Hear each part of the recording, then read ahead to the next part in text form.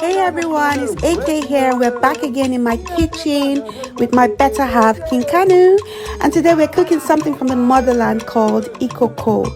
And the main ingredient in this is the water yam.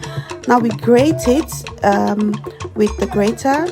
And the reason being, we have to wrap it in individual leaves until it becomes such a delicacy. So bear with me, this is quite a process.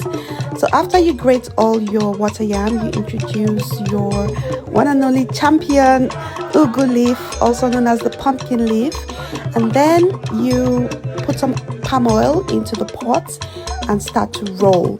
Now this is the process. It takes ages, but once you get everything rolled beautifully, you're good to go. It takes literally 15 minutes to get done. Now you introduce your protein. You can add your fishes, your meats, if you like anything proteinous, you can put it now.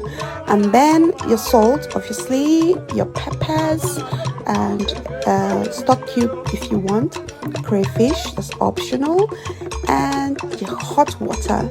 Then you leave to cook. Like I said, it gets ready really quick. And you taste and share with your loved one. This is such a delicacy, so that's why he's dancing in my kitchen and we're gonna share.